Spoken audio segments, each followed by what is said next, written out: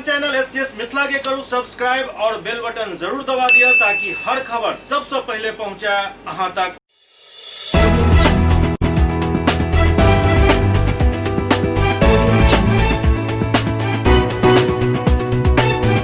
नमस्कार, अहाँ सब देख रहे छी एससीएस न्यूज। हम छी कमलेंद्र झा और खबर के शुरुआत करी और बात करी बिहार विधानसभा चुनाव के, जाहिमे तेसर चरण के नामांकन के प्रक्रिया चल रहा है और अब एक दिन जहन बाकी रह गए तखन आइ नामांकन करे वाला प्रत्याशी सब के भारी भीड़ उमड़ पड़ल।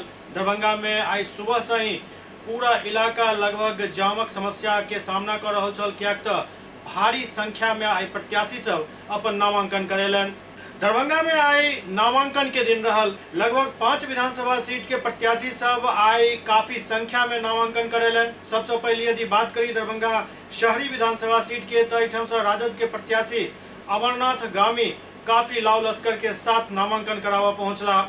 मैं राष्ट्रीय जनता दल प्रत्याशी के रूप में दरभंगा शहरी 83 विधानसभा से नॉमिनेशन किया। जोर से बोलिएगा थोड़ा सा। और निश्चित रूप से जो अभी का समय है उस हिसाब से हम तो अकेले चले थे, कोरोना का समय है, 10-15 गाड़ी साथ में आना था, लेकिन जिस हिसाब से दरभंगा के धरती पर जन सैलाब उमड़ा वो परिवर्तन का संकेत दे रहा है। दरभंगा में परिवर्तन होगा ही, बिहार में भी परिवर्तन निश्चित है। जिस तेज रफ्तार से दरभंगा का जनता मेरे साथ खड़ा है, उसी तेज रफ्तार से बिहार में तेजस्वी जी का सरकार बनेगा। अगला बिहार के मुख्यमंत्री तेजस्वी जी बनेंगे।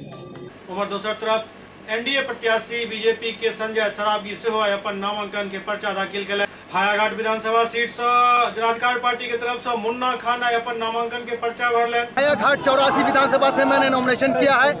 वहाँ की जनता ने जो मुझे भरोसा दिया है, सबसे पहली बात है कि वहाँ जो बाढ़ से परिस्थिति बनती है उस परिस्थिति से निपटना, दूसरा बाढ़ से मुक्ति ये प्राथमिकता होगी कि हायाघाट को बाढ़ मुक्त क्षेत्र बनाया जाए।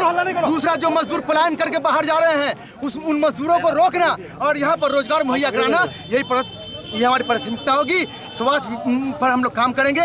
ये 3 चीज हम लोगों की पार्टी जनाधिकार पार्टी लोकतांत्रिक ने ये काम करने का ठाना है और वो करके रहेगी। उमर दूसरी तरफ जानकी नंदन चौधरी उर्फ बाबा भूतनाथ से हो नामांकन के पर्चा दाखिल करेला पहुंचला। सबसे खास बात ई रहल जे इनका साथ जो प्रस्तावक चले वो प्रस्तावक कम बाउंसर ज्यादा नजर आबि रहल छला। कहाँ से आप नॉमिनेशन किए? 84 हायाघाट विधानसभा से। 84 हायाघाट विधानसभा से। क्या कुछ प्राथमिकता रहेगी आपकी? मैं नहीं सुना सर। प्राथमिकताएं क्या रहेंगी यदि आप जीतते हैं तो क्या करेंगे? हमारे क्षेत्र में 20 किलोमीटर नदी है, वहाँ एक इंजीनियरिंग कॉलेज लूंगा सरकार से, एक मेडिकल कॉलेज लूंगा। हमारे हायाघाट क्षेत्र में 50 साल से पेपर मिल बंद है। हमारे हजारों जनता भूखमरी में जी रही है। अभी बाढ़ आया, उसमें भी हमारे साथ शोषण हुआ है। तो ये जितने पार्टियां हैं ना, यह 2 भस्मासुर बैठा है, देश को बुलाने के लिए लगा है। बिहार में 2 किस पार्टी से? मैं कोई पार्टी निर्दलीय हूँ, जानकी नंदन चौधरी और बाबा भूतनाथ। इसके अलावा गीता देवी और संजय चौधरी से हो हायाघाट से अपन नामांकन के पर्चा दाखिल करें। 84 से नामांकन किए हैं।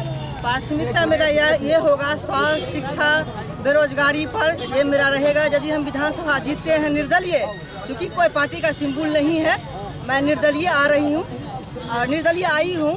जनता का मांग था कि आप क्षेत्र में आए, चूँकि आप बहुत काम किए हैं, आपका बहुत हर जन में नाम है, इसलिए आप बैठिए मत। किसी का विरोध नहीं है, आप सिर्फ अपना क्षेत्र में आइए। क्योंकि यहाँ 77 से 66 से आज तक कोई महिला का बड़ी पार्टी टिकट नहीं दिया है अभी तक। इसलिए ये धरती जो है ना, सीता माँ के धरती है। यहाँ से और सीता माँ से ही आशीर्वाद लेके हम यहाँ नामांकन करने आए हैं कि हम किसी से कम नहीं हैं। यहाँ सीता माँ जिस तरह से राम भगवान से भी चुनौती ली, पूरा हिंदुस्तान से चुनौती लेकर दिखाई कि महिला हम कमजोर नहीं हैं। इस बार हर सरकार को हमको दिखाना है कि हम किसी से कम नहीं हैं। इस बार निर्दलीय हम चुनाव जीत के और हम विधानसभा पहुँचेंगे। बात करें यदि केवटी विधानसभा सीट के, तो एठम से आरजेडी के दिग्गज नेता अब्दुल बारी सिद्दीकी एठम से अपन नामांकन करेलन।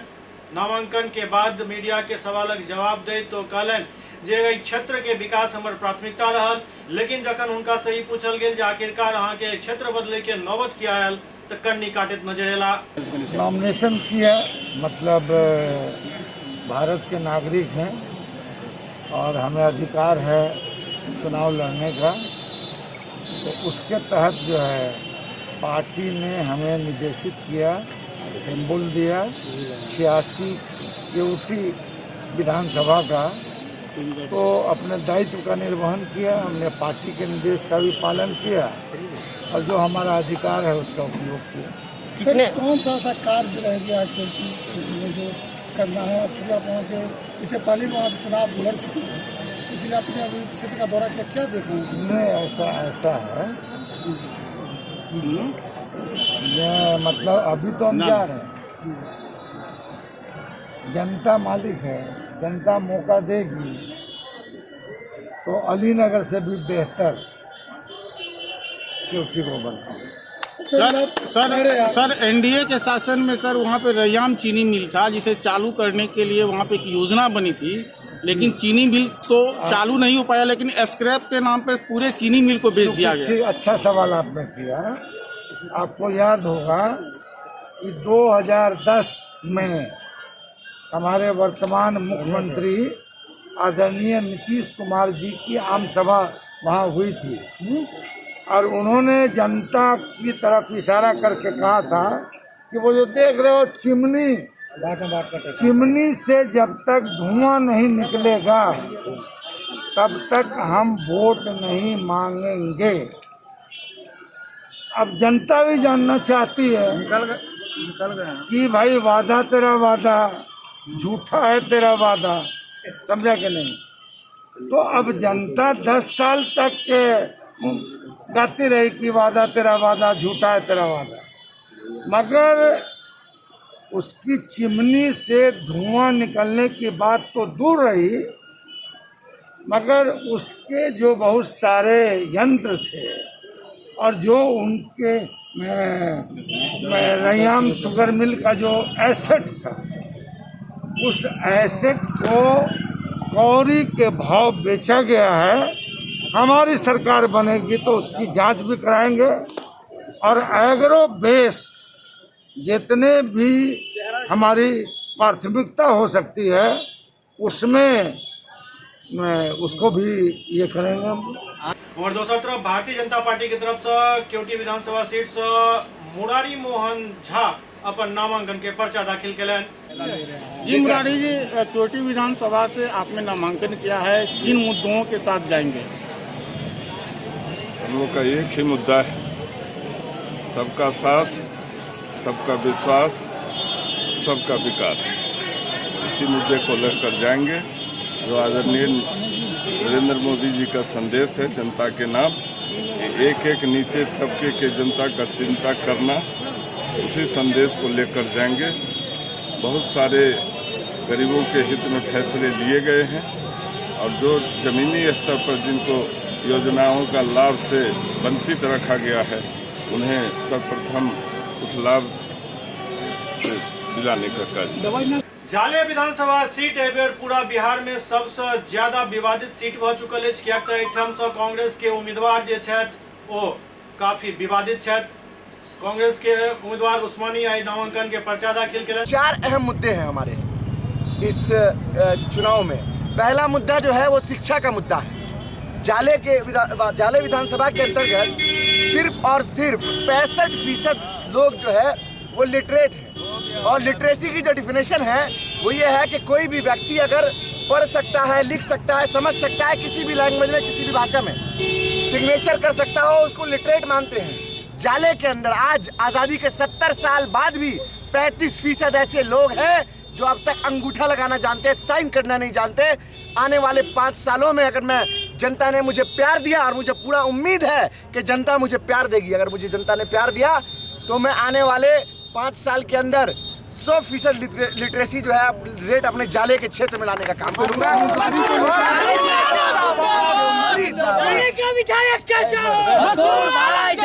दूसरी प्राथमिकता हमारी स्वास्थ्य को लेकर है। मैंने डॉक्टरी की पढ़ाई करी, मैं पेशे से डॉक्टर हूं। मुझे मालूम है कि बिहार के अंदर ये स्वास्थ्य व्यवस्था है वो बिल्कुल चरमरा गई है, और ख़ास तौर से दरभंगा और जाले के अंदर। आप देखिए जाले में जो पीएचसी और एपीएचसी है वो पूर्णतः खंडर बन चुका है। वहाँ न डॉक्टर जाते हैं, न वहाँ दवाइयाँ मिलती हैं, और बिल्डिंग का हाल तो ऐसा है कि मत पूछिए। तो ये दूसरी प्राथमिकता है। तीसरी प्राथमिकता जो हमारी है वो रोजगार देना युवाओं को।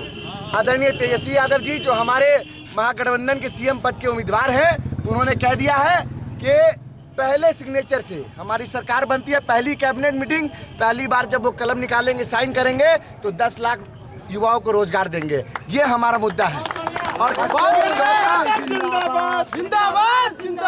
जो हमारा मुद्दा है वो गरीबों का, किसानों का मुद्दा है।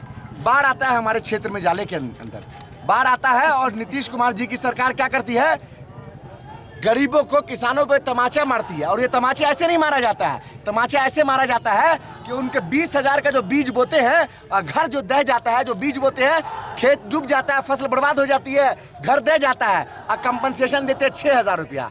अब मंत्री जी के घर से पानी निकले तो 10-10 दमकल लगवा दीजिए, एक ही दिन में 1.5 लाख रुपए का खर्चा कर दीजिए, और गरीब किसान को 6,000 रुपये मिले।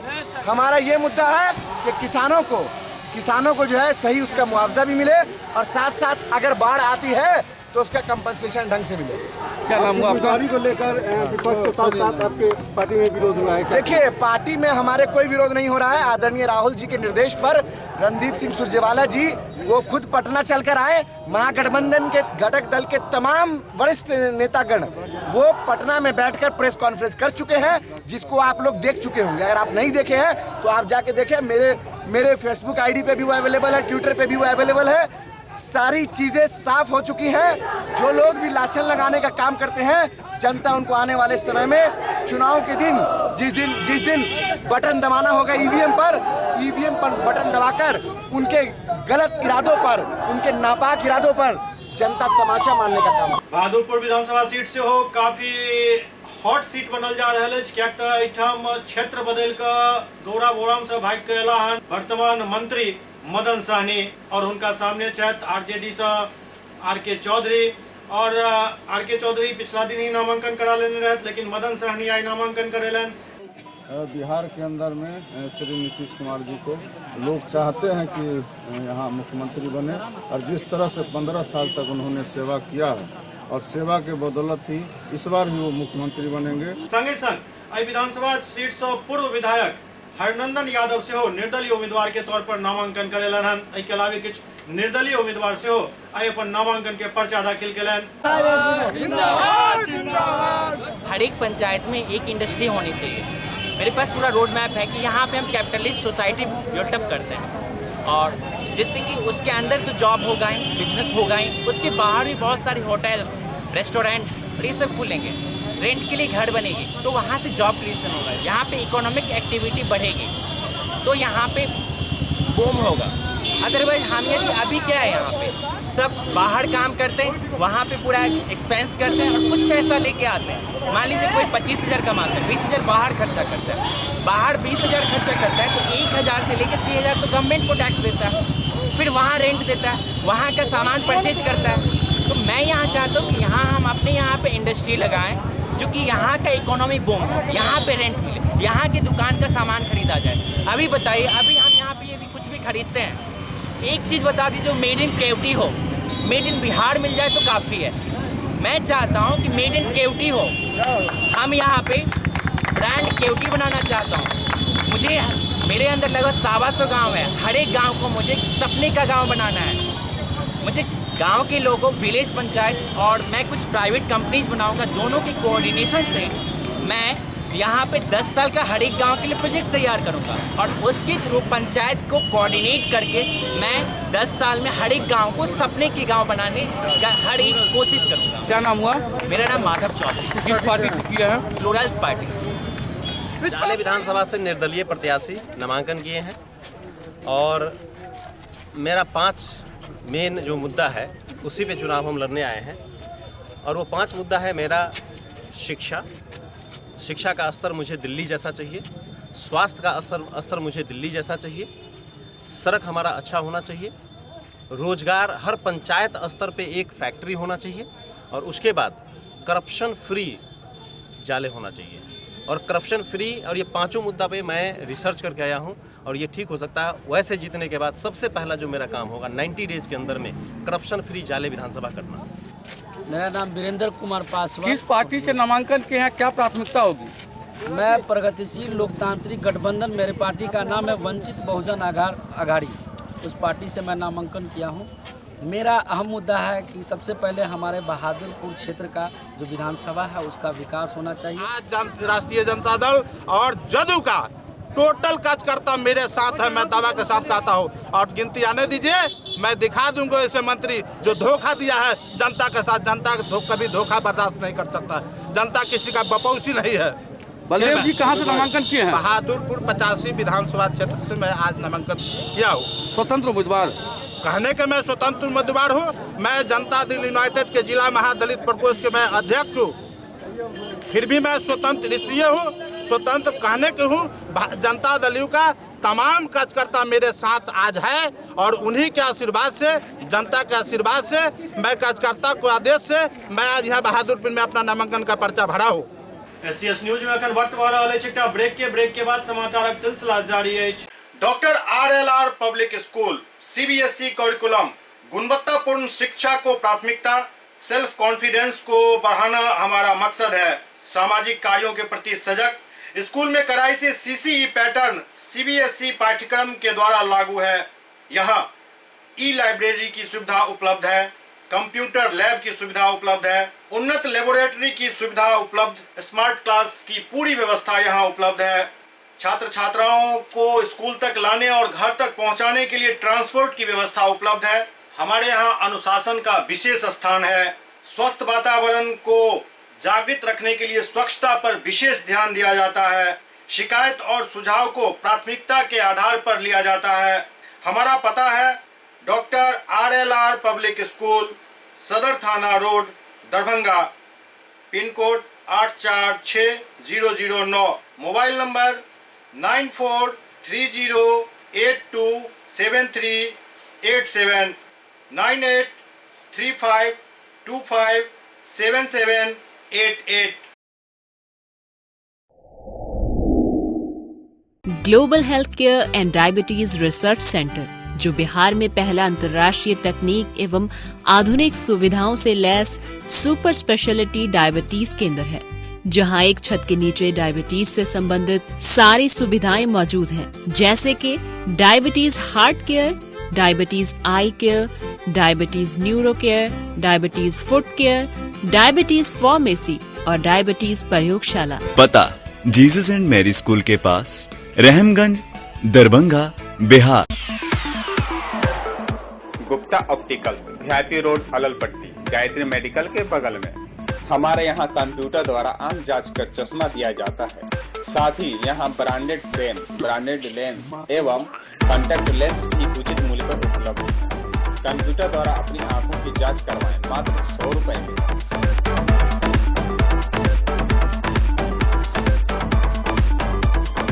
गुप्ता ऑप्टिकल की तरफ से दुर्गा पूजा, दिवाली एवं छठ की आप सभी दर्शकों को हार्दिक शुभकामनाएं।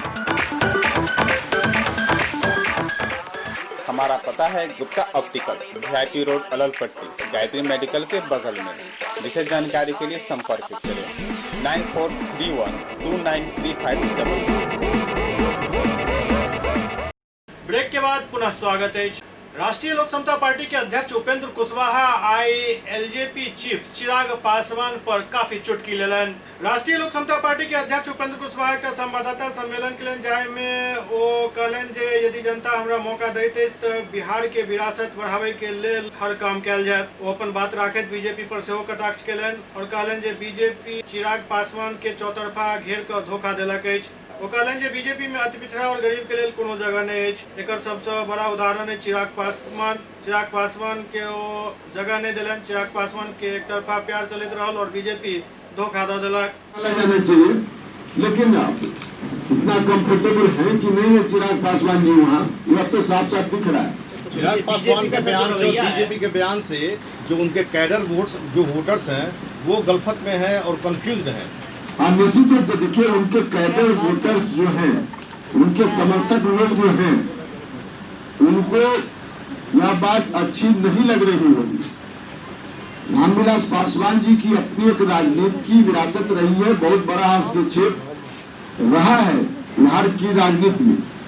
उसको बचाए रखने के लिए चिराग पासवान जी को साफ साफ, क्योंकि ये लगातार कह रहे चिराग पासवान जी कि हम भारतीय जनता पार्टी के लिए, और भारतीय जनता पार्टी एक तरह से कहिए कि रोज ठुकरा रही है, रोज ठुकरा रही है, और फिर भी वहाँ बने हुए हैं। आने वाले दिनों में जैसा बीजेपी का रवैया है, चिराग पासवान मतलब कोई संकट में फंस सकते हैं सर, उनको पॉलिटिकली कोई मतलब कि डैमेज कर सकता है। देखिए, अब जिस स्थिति में फंसे हुए हैं या खुद को फंसाए हुए हैं चिराग पासवान जी, और निर्णय की स्थिति हमेशा घातक होती है, यह बात उनको ध्यान में रखना चाहिए। सर, ओवैसी आपके गठबंधन के हिस्सा हैं, उनको लेकर शक्ति सिंह गोयल ने कहा है कि बीजेपी के एक हाथ में चिराग पासवान है तो दूसरे हाथ में ओवैसी नाम का एक पेट्रोल है, और बीजेपी दोनों का इस्तेमाल चुनाव में कर रही है। पटना एयरपोर्ट पर बयान नेता उपेंद्र कुशवाहा है उस गठबंधन में, उस गठबंधन में जिस गठबंधन की बात कर रहे हैं, जिस गठबंधन के नेता का नाम ले रहे हैं, घटक दल के नेता का, उसमें उपेंद्र कुशवाहा है उस गठबंधन का नेता, और जिस गठबंधन का नेता उपेंद्र कुशवाहा है उस गठबंधन पर कुछ भी लोग टिप्पणी कर ले, कुछ नहीं चलने वाला है उन लोगों का। चिराग पासवान जी कहते रहे कि हम नीतीश कुमार जी को मुख्यमंत्री नहीं बनने देंगे, दूसरी भारतीय जनता पार्टी की ओर से आधिकारिक रूप से लगातार यह बात कही जा रही है कि हम मुख्यमंत्री बनाएंगे तो नीतीश कुमार जी को बनाएंगे। नीतीश कुमार जी नतमस्तक होकर वहां जरूरी में है, इसलिए नीतीश कुमार जी की बात वहां चल रही है। तो चिराग पासवान जी से हम कहना चाहते हैं कि तरफा प्यार क्यों दिखा रहे हैं, ये लोग आपके नहीं हो सकते। उपेंद्र कुशवाहा को भी इस बात का अनुभव है, हमने भी वहां देखा है। तो जब तक नतमस्तक रहिए तब तक तो आपके लिए अच्छी जगह उपलब्ध हो सकती है, लेकिन जिस दिन नतमस्तक होने की बात नहीं, बराबरी की बात करने लगी तो उस दिन आपके लिए वहां जगह नहीं है। और यही कारण है कि उपेंद्र कुशवाहा मंत्री परिषद की सदस्यता को छोड़कर बाहर हो गया, उन लोगों के साथ से अलग हो गया। अरवल से विधानसभा चुनाव में भाजपा प्रत्याशी द्वारा एक प्रेस कॉन्फ्रेंस कल गेल। अरवल विधानसभा से भाजपा के प्रत्याशी दीपक शर्मा एक प्रेस कॉन्फ्रेंस कलन। वो कहलन जे पहले किसान के फायदा पहुंचे और दोसर स्वास्थ्य और तेसर का महिला सब पर प्रथम दृष्टि रहत एवं अनेक तरह के काम जीते के बाद कल जात। वो अरवल के जनता से जितावे की अपील कलन। सबसे प्रथम मेरा कृषि है, चूँकि हम किसानों के बीच में खेत खलिहान में इसी मिट्टी में पले बढ़े हैं, किसान का बेटा रहे हैं, तो हमसे अच्छा दर्द अरवल के बारे में कौन जाने। तो एग्रीकल्चर जो है मेरा पहला मोटो कि हम यहाँ के एग्रीकल्चर पे कुछ काम कर सकें। मेरा रोड मैप में एग्रो बेस्ड इंडस्ट्री भी लाने का है।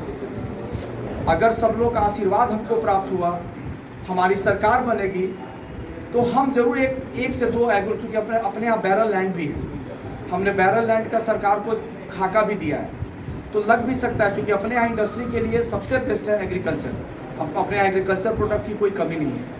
इतना आप लोगों को जरूर विश्वास दिलाते हैं कि अगर तरीका से यहाँ अगर एग्रीकल्चर अरवल जिला में किया जाए तो पूरे मगध को अपना अरवल जिला खिला सकते। युवाओं के लिए अभी इंजीनियरिंग कॉलेज हमारी सरकार ने, अभी आप लोग जान ही रहे होंगे, इंजीनियरिंग कॉलेज शुरू हो चुका है।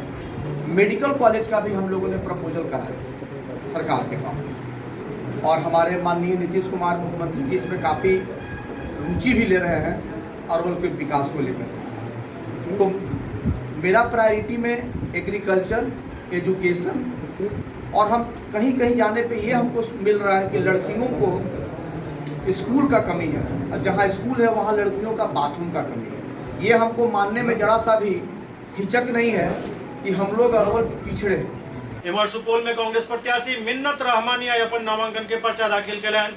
सुपौल विधानसभा से कांग्रेस प्रत्याशी मिन्नत रहमानी नामांकन के पर्चा दाखिल कलन। एहि दौरान सुरक्षा के काफी इंतजाम कयल गेल छल। विधानसभा 43 सुपौल से कांग्रेस के प्रत्याशी के तौर पर मिन्नत रहमानी अपन पर्चा एसडीओ कार्यालय में जमा कलन। मिन्नत रहमानी के साथ आरजेडी के कई नेता से मौजूद छला।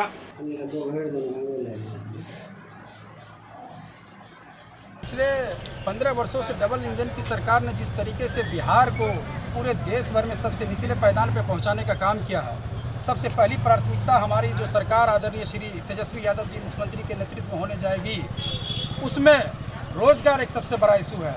पूरा प्रदेश बेरोजगारी से त्राहिमाम है। पूरे प्रदेश के अंदर जो नौजवान तबका है वो बेरोजगार है, चाहे वो पलायन करके आए हुए मजदूर हो, चाहे वो पढ़ लिख करके हमारे युवा साथी हों। निश्चित तौर पे अगली जो सरकार होगी उनका मकसद यही होगा कि हम युवाओं को रोजगार दें। जहाँ तक सुपौल की बात है, पिछले 30 वर्षों से लोग त्राहिमाम हैं अपने प्रतिनिधि की झलक पाने के लिए, अपने प्रतिनिधि को देखने के लिए। चूँकि मैं एक गरीब का बेटा हूँ, मेरे पास संसाधन की व्यवस्था नहीं थी, मैं पैदल मार्च करते हुए अपने घर से अपने समर्थकों के साथ, अपने कार्यकर्ताओं के साथ, मजदूरों के साथ, छात्रों के साथ, नौजवानों के साथ जब कांग्रेस कार्यालय की तरफ हम आ रहे थे, तो जिस तरीके से सत्तारूढ़ दल की फॉर्च्यूनर से लेकर स्कॉर्पियो से लेकर बड़ी बड़ी गाड़ियों का काफिला जब उनके पीछे जा रहा था, हम लोगों को बल प्रयोग करके रोका गया।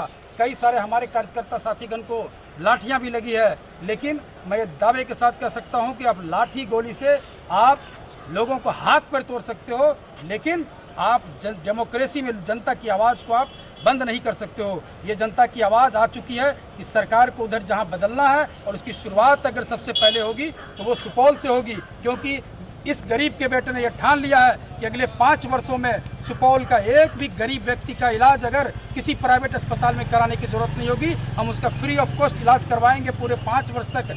ये हमने अपना शपथ लिया है। साथ साथ अगले 5 वर्षों के अंदर में कोई भी गरीब का बच्चा अगर डॉक्टर बनना चाहेगा, इंजीनियर बनना चाहेगा, उसके लिए वो बड़े संस्थानों में पढ़ना चाहेंगे, उनको मुफ्त में पढ़ाई करवाना मेरी जिम्मेवारी होगी, क्योंकि मैं जनता का प्रतिनिधि रहूंगा, मैं जनता का भाई और बेटा बनकर के काम करने के लिए आया हूँ। सुपौल के गांधी मैदान में जेडीयू प्रत्याशी विजेंद्र यादव के समर्थन में एक जनसभा के आयोजन भेल। सुपौल विधानसभा सीट से जदयू प्रत्याशी विजेंद्र यादव आई गांधी मैदान सुपौल से नामांकन करे के लिए पहुंचला। एहि दौरान एक जनसभा के आयोजन सेहो कयल गेल, जाहि में भारी भीड़ देखल गेल। विजेंद्र यादव कहलन जे जनता के तय करे के जे केकर सरकार बनत, हम तो सिर्फ वोट मांगब और आशीर्वाद जनता से मांगब। अगर हमारे काम पसंद आयल है तो जरूर वो जीतेता। पॉलिसी देखते हैं कि जनता की अदालत है, जनता को तय करना है कि कैसे जिताएगा। हमको केवल वोट मांगेंगे, आशीर्वाद मांगेंगे, देना काम अगर पसंद होगा देंगे, अगर हम बेईमान होंगे तो रिजेक्ट करेगा। बिहार की राजनीति में चिराग पासवान एक नया मोड़ आ गया है, यहाँ भी एक प्रत्याशी उतार दिया है, क्या लगता है उनसे कितना आपको चैलेंज होगा? कौन पार्टी कभी उम्मीदवार उतारती है, कौन सी नहीं उतारती? आप याद कीजिए 2010 में रामविलास पासवान जी, लालू जी एक साथ लड़े। फिर आगे आने वाले वक्त में जो साथ में 2 सीट जीतते थे जब बीजेपी गठबंधन के साथ थे, तो पार्टियां लड़ती है, बनती है, कई पार्टियां हैं, नई अब भाग लिया। सुपौल की भी एक पार्टी लड़ रही है, तो लड़ना तो पार्टी का काम है, जनता तय करेगी। इस बार क्षेत्र में क्या प्राथमिकता होगी सर?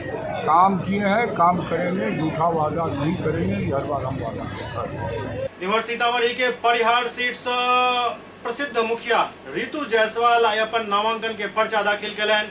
सीतामढ़ी के परिहार विधानसभा निर्वाचन क्षेत्र से सिंहवाहिनी पंचायत के मुखिया ऋतु जायसवाल आई राजद के प्रत्याशी के तौर पर अपन नामांकन के पर्चा दाखिल कलन। जदयू छोड़ राजद से टिकट मिले के बाद ऋतु सुर्खी में बनल है। दिल्ली के एक पब्लिक स्कूल के नौकरी छोड़कर अपन आईएएस पति के साथ आरामदायक जीवन के छोड़कर ऋतु जायसवाल 2016 में सोनबरसा के सिंहवाहिनी पंचायत के मुखिया के चुनाव जीत लोक के सेवा में उतर गई। मुखिया ऋतु जायसवाल पंचायत में अपन काम से प्रसिद्धि हासिल कलन। मुखिया पति एक आईएएस अधिकारी छथि जे 2018 में वीआरएस से हो लेने छथि। ओहि समय वो मुख्य सतर्कता आयुक्त के पद पर तैनात छला। एक गृहिणी और मुखिया बनल ऋतु जायसवाल ग्रामीण सब के बीच एतेक ज्यादा काम कलन जे हुनकर प्रसिद्धि काफी ज्यादा भेल। उनका देश के उपराष्ट्रपति वेंकैया नायडू से हो सम्मानित केने छला। पिछला वर्ष केंद्रीय पंचायती राज मंत्री नरेंद्र सिंह तोमर से हो ऋतु जायसवाल के प्रतिष्ठित दीनदयाल उपाध्याय पंचायत सशक्तिकरण पुरस्कार 2019 से सम्मानित केने छला। ऋतु जायसवाल के चुनावी मैदान में उतरला से परिहार सीट पर मुकाबला काफी रोचक हुआ जा रहा है। पहले अग्रिम शुभकामनाएं दे दीजिए, क्योंकि जीत तो मैं रही हूँ। अच्छा, मुखिया से विधानसभा का सफर आप तय कर रही हैं, क्या कहना है? पहले जिम्मेवारी एक पंचायत की थी, अब 38 पंचायतों की होगी। क्या कहना चाहती हैं, मतलब किस तरीके से जो चुनाव आपका कार्यक्रम चल रहा है, चुनावी कार्यक्रम चल रहा है, किस तरीके से चल रहा है? जनता समझ रही है और जो 10 सालों में जनता ने झेला है और बदलाव के लिए वो हमसे ज़्यादा तत्पर है। वो चाहती हैं कि एक अच्छा जनप्रतिनिधि आए और जीत सुनिश्चित है और काफ़ी भारी मतों से सुनिश्चित है।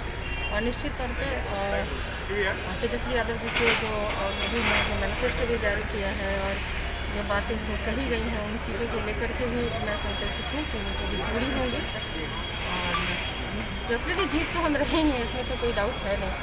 मैडम, जदयू से आप राजद में आई हैं, जदयू में उतने दिन रही, उसके बाद आप इसमें हैं, तो क्या प्राथमिकता, क्या आपने देखा उस समय और क्या कारण? 9.5 महीने में वहाँ पर तकरीबन थी और मेरी कर्मभूमि है वो सिहवाहिनी है और सिहवाहिनी परिहार विधानसभा में ही पढ़ने वाली एक पंचायत में आता है। तो जहाँ मेरी कर्मभूमि है, मैं अपना वहीं पे चाहती थी कि मैं वहीं के लिए काम करूँ। आपका चुनावी मुद्दा क्या होगा, किस मुद्दे पर लड़ेंगे? जो मैं हमेशा पहले मैंने कहा ना, मेरी लड़ाई पहले एक पंचायत में थी और विकास के कार्यों के लिए थी, भ्रष्टाचार के खिलाफ थी, तो वही है। अब उसका दायरा बढ़ जाएगा, वो 38 पंचायतों तक हो जाएगा। पप्पू यादव के पार्टी जनाधिकार पार्टी के लगभग 11 प्रत्याशी के नामांकन के पर्चा रद्द भ गेल, जाहिसँ पार्टी चीफ काफी खफा छथि। बिहार विधानसभा चुनाव के शुरुआत भ चुकल अछि और लगभग 100 पार्टी अपन उम्मीदवार घोषित क चुकल अछि। एहि बीच जनाधिकार पार्टी कार्यालय में पप्पू यादव एक प्रेस कॉन्फ्रेंस केलनि और कहलनि जे जाप के लगभग 11 प्रत्याशी के नामांकन रद्द क देल गेल। ई सब के सब नामांकन रद्द कयल गेल हन, एक तरह से हमरा खिलाफ साजिश अछि। वो कहलनि जे हमरा पार्टी के लिए सबसे बड़ा दुखद खबर अछि। हमार पार्टी के रामनिक चौधरी विजय राजन सिंह के नॉमिनेशन कैंसिल कयल गेल। ये हमरा लेल बड़ा शॉकिंग न्यूज अछि। हमरा खिलाफ साजिश चल रहा है। लगभग 11 कैंडिडेट हमारे नॉमिनेशन हमारी पार्टी का कैंसिल किया गया है साजिश के तहत। 11 ये सबसे बड़ा दुखद और मेनली सबसे ज्यादा जो दुखद घटना है वह है रानी चौबे और विजय नारायण सिंह। ये शॉकिंग है हम लोगों के लिए, कंफ्यूज और खुद तो कंफ्यूज हुए ही। एनडीए और यूपीए दोनों ने बिहार के वोटरों को भयंकर कंफ्यूज किया, ब्लैकमेलिंग किया, सौदा किया, इस्तेमाल किया। ये जंगल राज 2015 के बाद तो आप थे उसके एलाइज पर,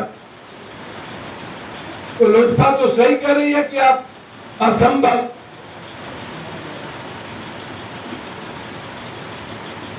दो 2020 यदि इनको मौका मिला तो बर्बाद हो जाएगा।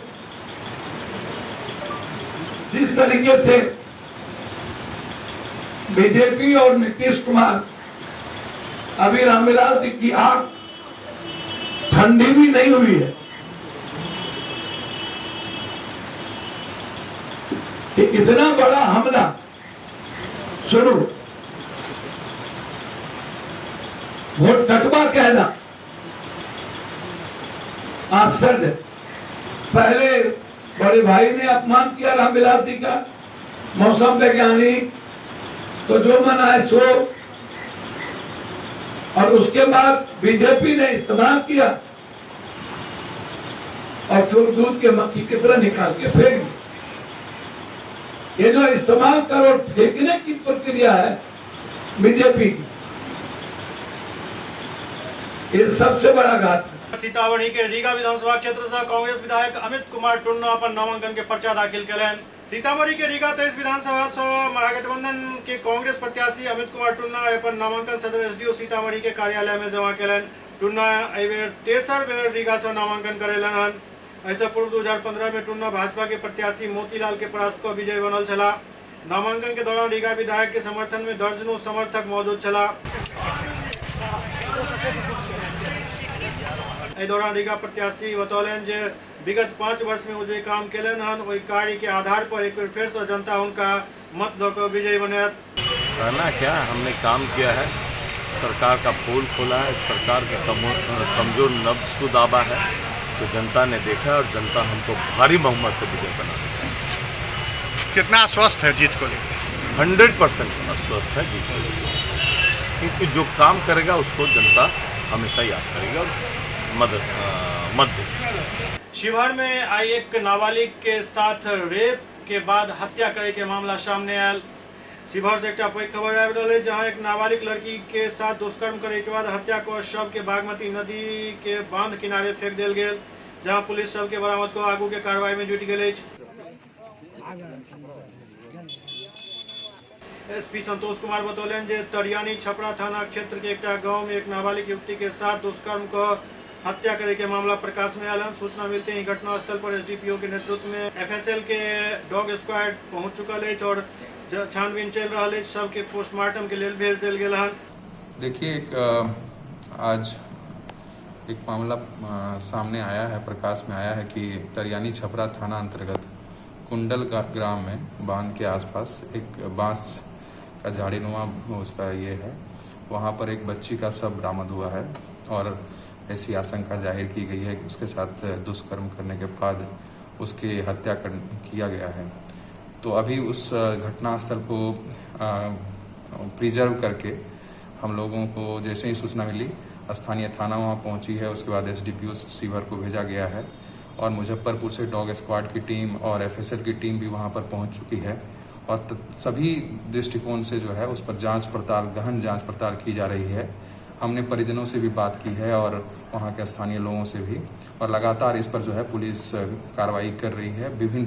हमने कई टीम गठित करके भी इस पर लगातार कार्य कर रहे हैं और जल्द ही इस पूरे मामले के बारे में गहनता से हम लोग जो है इसको उद्भेदन करते हुए और जो भी इसमें आरोपी होंगे उनको हम लोग जल्द से जल्द गिरफ्तार करके और उसको न्यायिक हिरासत में भेज करके कानूनी प्रक्रिया पूर्ण करेंगे। सुपौल के नयन अग्रवाल के चयन रोका फुटबॉल क्लब के लग अछि। सुपौल के फुटबॉलर नयन अग्रवाल के चयन रोका फुटबॉल क्लब के लग अछि। नयन स्थानीय व्यवसायी आनंद अग्रवाल के पुत्र छथि। हुनक चयन से जिला के खिलाड़ी सब में काफी प्रसन्नता है। Nayan Manchester international football academy, Manchester में एडवोकेट अकादमी, थाईलैंड में चंथबुरी एफसी में शुरुआत कलन। वो खेल के तकनीक में महारत हासिल कलन।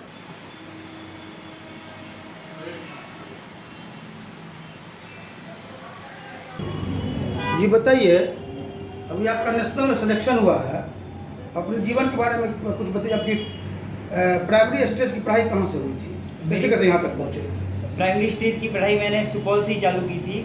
उसके बाद मैं कालिम्पोंग गया था सेंट एगस्टीन स्कूल पढ़ने। उसके बाद 1 साल के लिए धरान गया था। उसके बाद विद्या संस्कार इंटरनेशनल स्कूल फरीदाबाद गया था, जहाँ की मैंने फुटबॉल को सीरियसली लेना, करियर की तरफ उसको बनाने का ध्यान दिया था।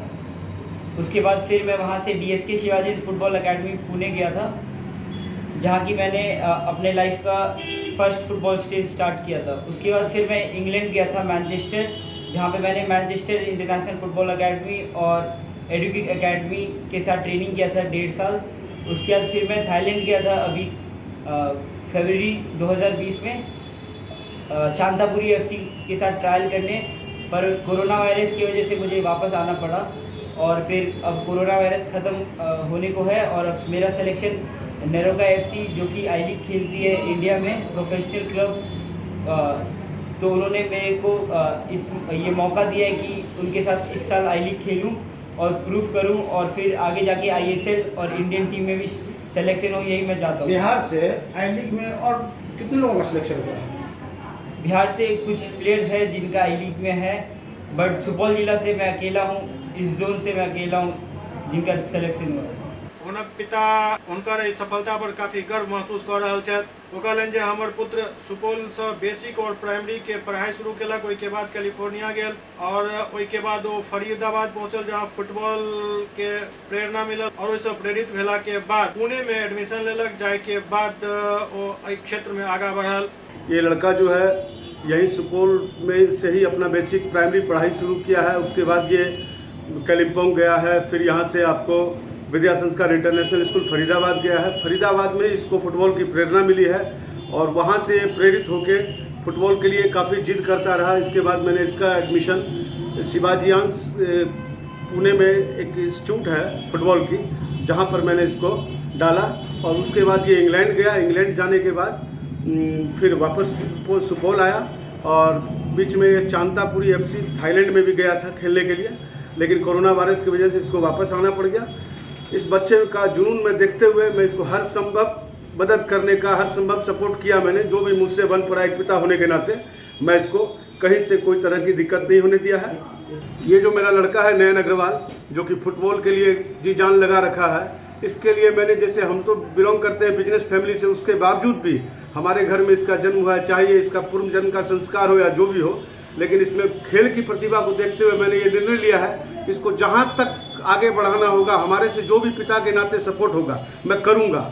अभी ये नवरात्रा पे हमारे यहाँ आया हुआ है सभी का आशीर्वाद लेने के लिए। इसके बाद ये एक सप्ताह में यहाँ से वापस चला जाएगा आई लीग मैच खेलने के लिए, और आगे देश का नाम करे, अपने राज्य का नाम करे, अपने गांव का नाम करे। हमें बहुत खुशी है, हम इसको दिल से आशीर्वाद देते हैं। एससीएस न्यूज के अंक में अगला अंक में फिर किछ और समाचार संग उपस्थित है। तब तक अपने सब देखते रहो एससीएस न्यूज। नमस्कार।